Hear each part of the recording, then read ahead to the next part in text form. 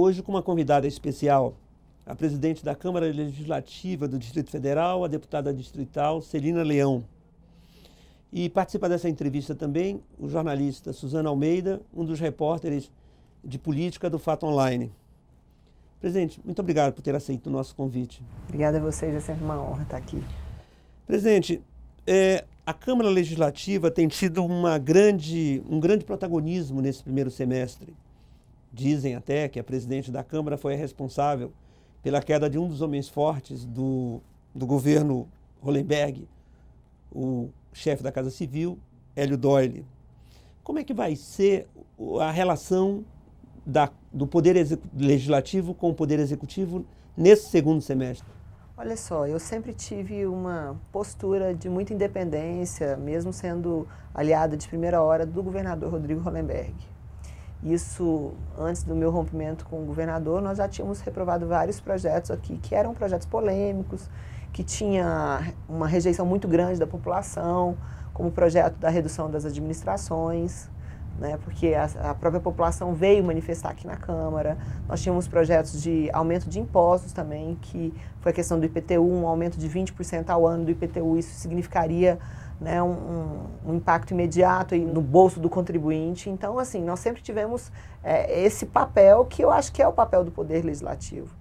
É um poder que tem que equilibrar realmente todas as decisões do Executivo, porque na crise que nós vivemos, talvez a resposta imediata, mais fácil, seja o aumento de impostos. Mas será que é a resposta certa? O meu rompimento com o Rodrigo foi um rompimento político pela condução do que eu realmente não acreditava. Eu trabalhei contra um projeto, brigando contra um projeto político, e você vê a continuidade desse projeto político acontecendo, você realmente tem que se posicionar, ou senão você é partícipe dele, né?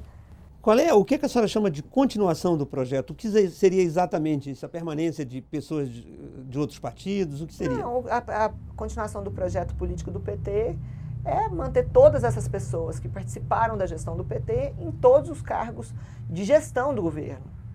É claro que em todos os governos você vai ter aquele cara que é técnico, que passou em todos os governos e que continua, mas você manter toda uma secretaria, como se diga de passagem, né, a secretaria do ex-secretário da Casa Civil, com toda a gestão petista, com todos os subsecretários, com todo o chefe de gabinete, isso é inadmissível, né, de um governo que, se essa equipe fosse boa, o governador não teria errado tanto, ele teria sido reeleito.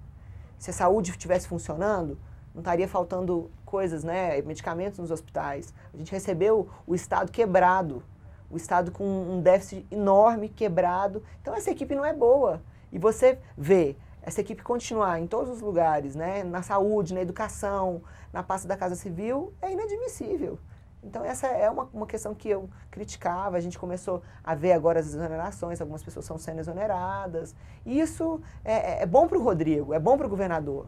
Né? E não era só isso, nós tínhamos erros gravíssimos que acontecia, né? Uma sobreposição de figuras entre o chefe da Casa Civil e o governador. As pessoas votaram no Rodrigo, não votaram no chefe da Casa Civil, entendeu? A senhora teve um encontro com o novo secretário de Saúde. Como é que foi esse encontro? Do que tratou esse encontro? Você não pode ser simplesmente aquela pessoa que só critica. Você tem que dar um voto de confiança, até porque eu critiquei muito, não o secretário, porque ele como pessoa, o Dr. João Batista, é um cara sério, correto, um excelente profissional. Mas eu acho que a gente precisava de ter uma emoção, uma coisa forte na saúde, uma pessoa que se antecipasse aos problemas, que desse uma gestão enérgica para a saúde. E não é o perfil do Dr. João. O perfil do Dr. João é mais... Eu acho que ele é médico mesmo, né? E a gente precisava de um gestor na saúde. E o Rodrigo colocou um gestor na saúde. Justamente o que eu falava, que não é médico, que tem uma experiência na gestão, que já fez alguma coisa que deu certo, que não está chegando aqui para fazer um laboratório na Secretaria de Saúde. Ele fez. Ele conseguiu arrumar o problema do medicamento em Maranhão e o que ele, né, se a gente teve a oportunidade de conversar sobre isso. E eu fiz essa pergunta para o Rodrigo, falei, governador, qual que é a experiência dele? O que ele fez? Não, Celina, vou pedir, inclusive ele já está tentando uma agenda com você, vou pedir para ele fazer uma visita, colocar o que ele fez, qual foi a experiência dele lá. E ele é um especialista em orçamento, que ele é servidor concursado do Senado, e conseguiu, além de fazer uma boa gestão, economizar os recursos públicos no Maranhão. Então, assim, eu acho que a gente está precisando disso, né? Usar os recursos públicos de forma mais eficiente, onde que o mesmo recurso atenda mais pessoas, né? Então, eu acho que eu tenho uma expectativa, eu tive uma boa impressão dele, Mas é o que eu falei para ele, eu tive uma boa impressão sua, me mostre que você realmente vai dar conta desse recado. Ele é um gestor. O problema do governo Agnello teria sido exatamente gestão. E agora, por isso, a justiça tem aceitado os processos de improbidade contra ele. Muitos deles movidos pela senhora. Como é que a senhora vê essa fase da política local em relação ao governo passado? Olha só, eu acho que essa sua pergunta, inclusive, ela casa com a primeira pergunta do meu rompimento. Né? A gestão do Agnello foi uma gestão corrupta, foi uma gestão que não tinha um foco na população. Qual que era o foco daquele governo? Era realmente fazer negócios milionários. Você imagina, hoje nós estamos com um rombo de 3 bi no orçamento. É quase exatamente o dinheiro do estádio. O dinheiro do estádio faz falta aos cofres públicos. Entendeu? E nós negamos o financiamento que a Dilma ofereceu para o DF. Não, nós não precisamos de financiamento da União. Está agora o governador Rodrigo Hollenberg com o Pires na mão pedindo para o presidente dinheiro no Distrito Federal. Então, essa gestão que, de uma certa forma, ela, naquele momento, parece que o governo é intocável, né, que é inviolável, que todas as denúncias que eu fiz na tribuna, que não ia dar em nada, eu acho que nós passamos dessa época de coronelismo, entendeu? Nós temos hoje instrumentos de controle, Ministério Público, Tribunal de Contas, que pode ser que a curto prazo, na questão política, não dê o efeito desejado, mas a médio e longo prazo as coisas estão sendo investigadas. Deputada, a senhora fala muito em rompimento, repetiu 2 ou 3 vezes a palavra rompimento, mas fala muito Rodrigo, gente amigo e tal. Parece mais uma briguinha do que um rompimento, ou é uma coisa para o público ver, mas vocês continuam se entendendo muito bem? Olha só, eu nunca neguei que eu gosto muito do governador Rodrigo. Eu acho que ele tem um coração muito bom, eu acho que ele é uma pessoa honesta, ele é um cara que tem boas intenções, mas acho que ele errou muito no primeiro semestre. Entendeu? Eu não sou aquela pessoa que reconhece, né, que puxa saco, que fala o que está certo, né, que está errado. Então, assim, realmente o meu questionamento com ele foi um questionamento político.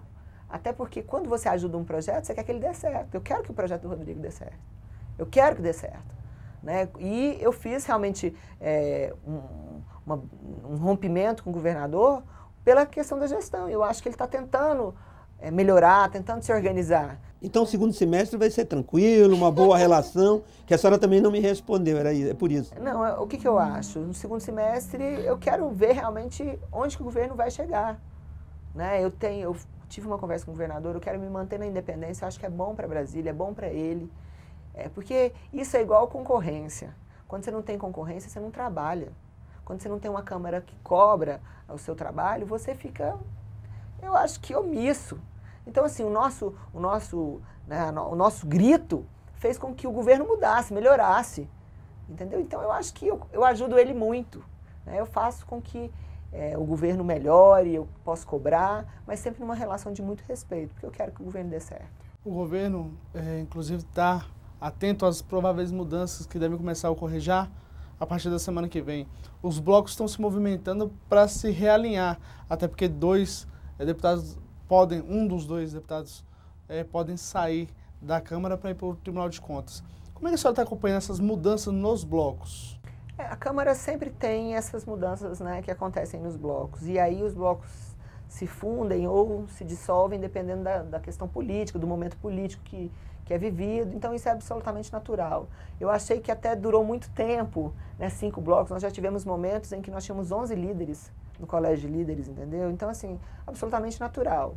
Altera a sua presidência? Nada, em nada. Não altera a questão política da Câmara em nada. É uma coisa interna que sempre aconteceu. A senhora vê, então, uma mudança na gestão do GDF.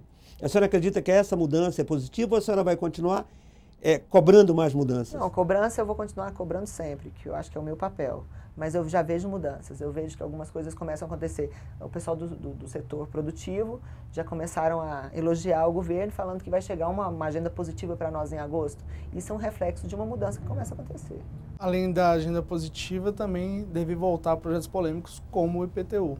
O governador já avisou que vai mandar o IPTU de uma forma alterada. Como é que vão ser tratados esses projetos polêmicos que vieram, já voltaram e vão voltar? Ponto a ponto, projeto por projeto. Né? O IPTU, você imagina, graças à Câmara Legislativa, hoje o governo sabe que não pode aumentar um IPTU em 20% ao ano. qual que é o servidor, qual que é o funcionário, qual que é o trabalhador do Distrito Federal que tem um aumento desse de salário anual. Entendeu? Então, assim, é complicado você aumentar, simplesmente repassar. Então, já existe um consenso do próprio governo que esse projeto do IPTU ele vai vir com 10%, entendeu? E a gente vai negociar para que a população não seja prejudicada.